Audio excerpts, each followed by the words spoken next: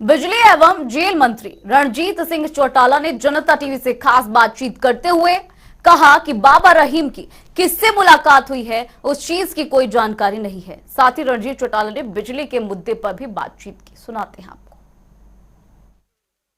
हरियाणा विधानसभा के मॉनसून सत्र की कार्यवाही जो पहले दिन की थी उसमें एक ट्यूबवेल के कनेक्शन से जुड़ा ध्यानाकर्षण प्रस्ताव मंजूर हुआ था, उस पर चर्चा हुई थी।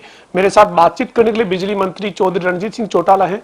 सर, जो ध्यानाकर्षण प्रस्ताव था, जो बिजली के ट्यूबवेल के कनेक्शन है किसानों को लेकर जो जारी करते हैं आप, उसमें जो कांग्रेस का सवाल था, उस सवाल का जब आपने जवाब दिया तो कांग्रेस का यही कहना था कि वो संतुष्ट नहीं है, क्योंकि जो जवाब है उसमें आंकड़ों को गोलमाल किया गया है। सर, क्या स्थिति क्या है सर अब?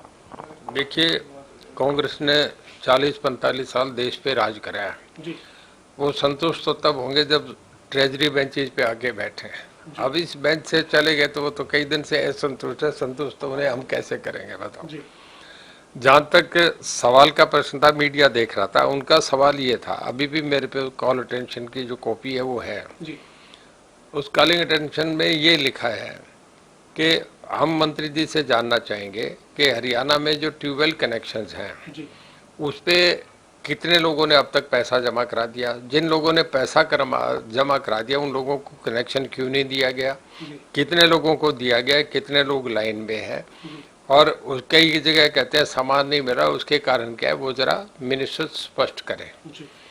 मैंने सारी डिटेल दे दी कि हमारा ये करके सीएम साहब ने तब ये ऑर्डर दिए थे, तब एप्लीकेशन आई, 30,000 एप्लीकेशन आई, उसके बाद 84,000 लोगों ने अप्लाई करे, 59,000 लोगों ने पैसे जमा कराए, 30,000 करके इतने हमने दे दिए, मोनोब्लॉक के इतने दे दिए, UHBVN DHBVN के इतने दिए गए, बाकी जो है हमें जो सोलर के वो हम अलग दे रहे हैं, और इसके बाद जो रहेगा उसे हम जून 2021 तक एक ठेकेदार जिस कंपनी ने काम नहीं करा उस पर हमने 11 करोड़ रुपया उसकी सिक्योरिटी डिपॉजिट है वो उसे फाइन लगा दिया, और बाकी जो रह रहे हैं वो हमारा डिपार्टमेंट अब दूसरे ठेकेदारों से उन्हें देके ये करवा रहा है, वो टाइम बाउंड हम कर रहे हैं।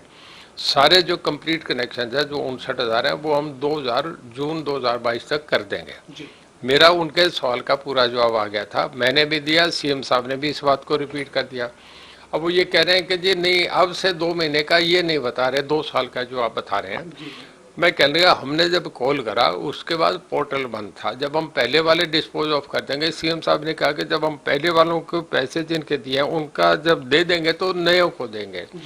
अब जो आज कोई लाइन में है उसको कैसे दे दें, जिन्होंने पैसा जमा करा रखा उनका पहले बनता है। बार बार हमने ये बात कहा, वो कहते नहीं साहब हमें वो बताओ, जिस बात का कोई सिर पूछ नहीं, मतलब उन बात का कोई जवाब बनता नहीं था। तो सर, अभी हरियाणा में ट्यूबवेल कनेक्शन जो है वो जो पेंडिंग कनेक्शन है वो आपने विधानसभा के पटल पर जवाब में भी कहा कि आप जून 2022 तक जो पेंडिंग कनेक्शन है वो आप दे देंगे, यानी अब आपका जो लक्ष्य है ये जून 2022 तक ही रखा है। 2022 तक जितने लोगों के पैसे जमा हो रहे हैं, जिनका पूरा पैसा जमा हो रहा है, वो सारे कनेक्शन क्लियर कर देंगे जी। सर, करीब जो है वो तमाम ये जो महकमा आप देख रहे हैं बिजली का, इसमें जो ट्यूबवेल के कनेक्शन की बात करें या फिर सामान्य उपभोक्ताओं को बिजली व्यवस्था जो आप उपलब्ध करवा रहे हैं, ये इसको लेकर क्या है, स्थिति कैसी है? हरियाणा में कोई बिजली की कमी हो या क्या है एग्जैक्ट बिजली स्टेटस क्या है सर? बिजली की कमी नहीं है। दरअसल कई जगह ये आता है कि इस ट्यूबवेल कनेक्शन में अब एक नई गाइडलाइंस आ गई कि जो 30 मीटर से ज़्यादा नीचे जो लगाएंगे उन्हें ड्रिप इरिगेशन लगानी पड़ेगी। हमारे यहाँ नहीं, आप अमेरिका में यूरोप में जाएं तो सब जगह ड्रिप इरिगेशन जो हमारे चलता है ये कहीं नहीं चल रहा। पूरी दुनिया का 30% पानी जो पीने लायक है उसका अकेला हिंदुस्तान पी रहा है जी। अब कल को ये पानी खत्म हो जाए तो आगे पीढ़ियों का क्या रहेगा? सब हर साल आप भी देखते हैं, मैं भी देखता हूँ, जो एलिगेशन लगा रहे हैं वो भी देख रहे हैं कि हर साल नया पाइप डल रहा है कि एक पाइप और डाल दी, एक पाइप और डाल दी तो पानी तो खत्म हो जाएगा। तो पूरी मानवता का सवाल है, अगली पीढ़ियों का सवाल है। हमारा कोई कहना गलत नहीं, सरकार विचारी है कि हर जगह आता है पानी बचाओ देश बचाओ, तो पानी बचाने का मामला था, इस करके ये कर रहे हैं, तो एक प्रोसेस को ये करके चला रहे हैं। हालांकि हमने तो डार्क जोन भी खत्म कर दिया, ये सारी चीज़ें ख़त्म कर दी कि जहाँ है, पर उसमें एक ड्रिप इरिगेशन का लगा दिया कि 30 मीटर तक जाए वहाँ हम नहीं लगा रहे हो। 30 मीटर से ज़्यादा नीचे पानी है तो आप देखें भिवानी में है और आपका महेंद्रगढ़ इलाके में 1,000 फीट नीचे पानी चलेगा। लोगों को पीने का पानी नहीं है, बाहर से टैंकरों से पानी मंगाते हैं, मोल लाना पड़ता है जी। सर बिजली के साथ साथ आप जेल महकमे को भी देखते हैं, जेल महकमे की जिम्मेदारी आपके पास है सर। हाल ही में एक मामला चर्चा में है जिसकी आपके पास जानकारी होगी सर, कि जो राम रहीम है उनको जब जेल से हॉस्पिटल ले जाया गया तब डीएसपी कोई रहे उन्होंने मुलाकात रास्ते में किसी से करवाई। ये मामला आपकी जानकारी में है सर? इस तरीके की कोई बात आई सामने? नहीं, डिपार्टमेंटल मुझे कोई ऐसा नहीं बताया गया, पर आज मैंने अखबार में किसी में पढ़ा है कि किसी की दो की मुलाकात कराई। अब वो किसी की बात है, उससे कोई अनफाउंडेड बातें हैं।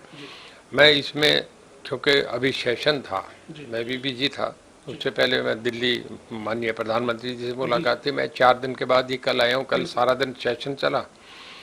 मैं अब छुट्टी है, मंडे को मैं इस बात की जानकारी लूंगा। अगर कोई इस तरीके की कोई बेकायदगी हुई है तो तुरंत एक्शन होगा। सर आपने प्रधानमंत्री नरेंद्र मोदी से मुलाकात की बात की, प्रधानमंत्री से आप मिलकर आ रहे हैं, आप परिवार के साथ मिलने गए थे सर, किस तरीके से मुलाकात रही? कोई राजनीतिक बातचीत भी हुई क्या सर? मैं हमारे माननीय प्रधानमंत्री जी से, जब वो चीफ मिनिस्टर थे तब भी मेरी उनसे मुलाकात हुई, गुजरात भवन में मिला था मैं उनसे। और जब तीसरी बार वो मुख्यमंत्री बने तो मैंने उन्हें बधाई भी दी थी फ़ोन पे, उन्होंने मेरा फ़ोन भी कॉल ली थी, मैंने उन्हें बधाई दी कि आप चुनाव जीते हैं। ये होता है डेमोक्रेसी में, एक हेल्दी परंपरा है। और जब वो चीफ मिनिस्टर बन के आए तो फिर मैं दिल्ली में उनसे मिला, बधाई दी। अब क्योंकि सब देश ने एक निर्वाध नेता रहे हैं, इतनी बड़े बहुमत से उन्हें देश के सब लोगों ने हाथों हाथ उठा के बनाया। अकेली पार्टी को, मतलब 1984 के बाद पिछले 30 साल में अगर पहले एनडीए यूपी आते रहे, अगर किसी सिंगल पार्टी को बहुमत मिला है तो मोदी को मिला। मैंने तो नहीं दिया, पूरे देश ने दिया है। और सबसे लोकप्रिय नेता रहे। अब उन्हें जब इतना मैंडेट मिला है, दूसरी बार फिर लोगों ने दिया है। 30 साल में मिसिंग था, ये हुआ नहीं था। तो मेरे परिवार, मैं तो उनसे अब से पहले 2 बार मिल लिया था। पहले मैं मिनिस्टर बना था, बधाई देने गया, एक बार फिर दोबारा मैंने समय मांगा, मुझे मिल गया, मैं फिर मिल के आया। अब परिवार की इच्छा थी बहुत दिन से कि एक दिन हम भी चले, मोदी साहब से मिल के आए। मेरे बच्चों की इच्छा थी, तो मैं, बेटा था, मेरी वाइफ थी, उसके बच्चे थे, हम सारे परिवार के लोग, उनसे हमने समय मांगा कि परिवार की इच्छा, तो कहते हैं ठीक है। उन्होंने मुझे 1 हफ्ते 10 दिन में ही समय दे दिया। सारा परिवार मिलने गया, उनके रेजिडेंस पे हमारी मुलाकात हुई। रेजिडेंस पे मुलाकात देना, पहले 2 बार मिला, पर मैं उनसे सेक्रेटरीट में मिला। परिवार के साथ जब उनके रेजिडेंस में मिला तो मुझे बहुत अच्छा लगा। एक शिष्टाचार के नाते बैंड थी, एक रिगार्ड रिस्पेक्ट करके परिवार के साथ जाके गया था, तो मुझे मिला। और आगे जैसा उन्होंने हमारे साथ जो उनका मिलना जुलना था, जो सामने हमें उनसे एक उत्साह मिला, बहुत अच्छा लगा। बहुत बढ़िया तरीके से हमारे कोई 20 मिनट के लगभग पूरा परिवार उनके साथ रहा, मुझे बहुत अच्छा लगा। जी सर, ये मुलाकात की बात हो रही है, आज जो है वो पूर्व मुख्यमंत्री और नेता विपक्ष भूपेंद्र सिंह हुड्डा भी आपसे चंडीगढ़ में मिले हैं। इसके क्या कोई राजनीतिक मायने हैं या आपकी जो मित्रता है उसके नाते वो मिलने पहुंचे थे? कोई राजनीतिक मायने नहीं है, हम दोस्त हैं, भाई हैं, क्लास फेलो हैं। मैं दिल्ली गया था, तो जिस दिन मैं नड्डा साहब से मिला, पार्लियामेंट्री ऑफिस में मिला था, पार्लियामेंट के ऑफिस में, अभी ये 10 दिन पहले के सेशन के दौरान की बात है। तो सेंट्रल हॉल में दीपेंद्र मुझे मिल गया, तो दीपेंद्र कहने लगा, अंकल मेरा रेजिडेंस सामने है, चाय पियो। मैं कहने लगा चलते हैं बेटे। तो मैं और आपका रमेश कौशिक, हम दोनों दीपेंद्र के चले गए, वहीं हुड्डा साहब थे, बैठ के चाय कॉफ़ी पी, बढ़िया लगा। अब हुड्डा साहब कल हाउस में थे, आज उनका फ़ोन आया, तो भाई साहब क्या कर रहे हो? कुछ नहीं, क्या प्रोग्राम है? आप यहीं हैं? बोला तो मैं भी यहीं हूँ। कहता है चलो, तो मैं आता हूँ आपकी तरफ। गवर्नर साहब से मिलने गए थे, वहाँ से मिल के एक तो मैं कहने का खाना मेरे पे खा, बोले खाना नहीं खाना, तो मैं 11:30 बजे खा लेता हूँ, चाय पीऊँगा आपके साथ।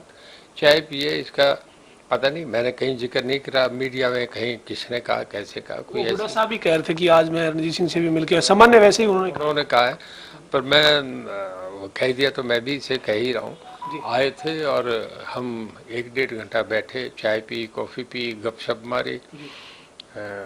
कोठी को भी पीछे आगे उन्होंने देखा, वो अपना वो ग्राउंड पे भी निगाह मारी जहाँ टेनिस खेलते थे। बता रहे थे कि भाई साहब यहाँ मैं टेनिस खेलता था। तो एक दोस्ताना मुलाकात। बहुत शुक्रिया से बातचीत करने के लिए। हमारे साथ बिजली और जेल मंत्री चौधरी रणजीत सिंह चौटाला थे, जिन्होंने तमाम मुद्दों पर बात की है। खासतौर पर रणजीत सिंह जो प्रधानमंत्री से मिलकर आ रहे हैं अपने परिवार के साथ, उस दौरान जो चर्चा हुई, और पूर्व मुख्यमंत्री भूपेंद्र सिंह हुड्डा ने चंडीगढ़ में रणजीत सिंह के आवास पर उनके साथ जो मुलाकात की उसके बारे में भी जानकारी दी है। वीडियो जर्नलिस्ट विजेंद्र के साथ पवन सिंह, जनता टीवी, चंडीगढ़।